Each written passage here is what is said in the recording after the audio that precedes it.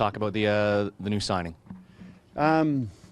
Alberto's a player that we had in for 10 days or so, and obviously showed really well. A really good guy, had a good character, good work ethic, and importantly, he was a very good footballer.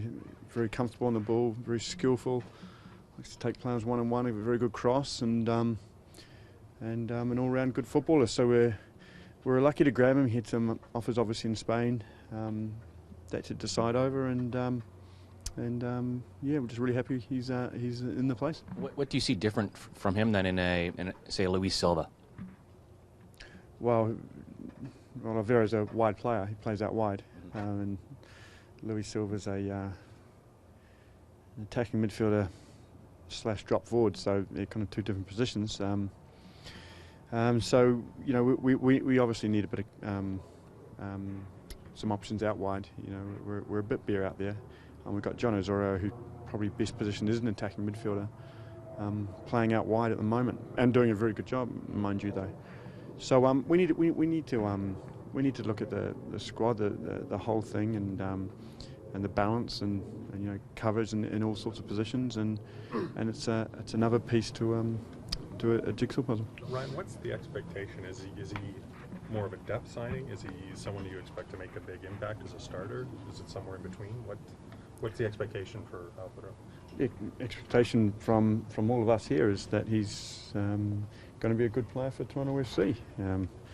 Alvaro's still at a really good age. He's really motivated. He really wants to do well, and this is a really good experience for him. And no matter what, no matter who walks in the store, there'll be no pressure to perform from me. Expectations or anything like that. I want them to enjoy their football and get out there and show them what they can do. There seems to be some confusion as to whether he's available tomorrow, because he was saying not until Monday, and then it was suggested that he is available tomorrow. Can we get a clarification? Yeah, he'll be available tomorrow. He's not 100% fit at the moment. He's been working with in a pre-season, if you know what I mean. He's in kind of the start to middle of a pre-season. So he'll admit he's not 100% ready yet, but available for Saturday to be selected. Yes, he is. Okay. So, yeah. Frustrating when Robert and Danny still not available. When you look at the goals and the concern, Bobby Convey called it a nervous energy around the pitch and the fans and everything, that they're still hurt, and it's going to add the pressure of trying to score goals for this club. Yeah, well, it's pressure's in the eye of the beholder, isn't it? Mm-hmm. So if those guys get to play in front of a great home crowd, every game, and they're desperate to do well, and they want to do well. They're training hard. Nobody can complain about their work ethic or their dedication and things like that. So it'll come. Of course, there's guys just want to do well for the fans. They want to do well for the city. We all do. So hopefully Bobby goes and knocks a couple in the back of the net, and that nervous energy goes. So both Earnshaw and Coombs are out for tomorrow? Yes. What's Roberts, because earlier in the week he intimated that he might be available to play Saturday, so what's his status now? Hamstring.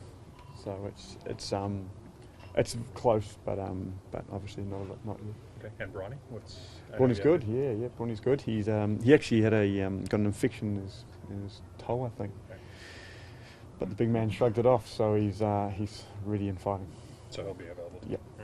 Have you had to reset? Has this team had to reset its goals from the start of the season? Is there a different kind of set now moving forward that the playoffs are extremely unlikely than they were at the beginning of the season? I suppose so. I suppose I don't like setting long-term goals over a season anyway, because whether you overachieve or underachieve, they always get reset. It's one thing I've learned in all my experience in football. No matter how you do, a goal gets broken anyway, so you have to reset them. But what I would say is, I'd say from no matter what, if you've won all your games or lost all your games, the teams that I put out will always be trying to get better. They'll always trying to look to improve. We will as a club. All these young players that are coming through, this is going to set them in very good stead for the future. Of course, we want to win all the games the rest of the season. But as I said, even if we won everybody or lost all of them, we were still going with the right attitude, trying to win games. Do you feel like you are making progress? I mean, you talk about not having long-term goals, but you know, do you feel like you're moving in the right direction in the last few weeks? Oh yeah, we have long-term vision. Yes, of course, in terms of points-wise and wins and losses and that's what I was meaning there. But it might not seem like it, but yes, it actually we do feel like we're starting to break the back and see some stuff, see some light, and as I said, we've got a lot of good young players who are coming through, and they're going to every day out of training, every game that they play, they just get better and better, and we can see a very bright future for the long term of this club. What we didn't want to do is we don't want to react, we don't want to make mistakes from the past, and obviously be in the same position this year or 2 years from now. We want to build it right. So when it'll be 4, 5, 6 years and continually that this club is a very strong club. Any closer to bringing in Alvaro is obviously a new player. Any closer to any other of the new recruits that have been sort of talked about? Yeah, pretty close. Yeah, so pretty close. So again, the guys that we look for, I know it can be frustrating for you guys and for the fans, but we're really trying to do our real due diligence. And some of the players, they're good players, so we're really trying to, make sure we don't panic and do anything that that's a bit silly. We just want to do what's best for the club, and we're getting close. So hopefully you'll hear pretty soon. Are these, because earlier in the week you talked about primary targets and secondary targets, backup plans? Is this one of each? Is this both? Is this primary targets? Well, we have both. Yeah. I mean, we obviously have players that we target, and obviously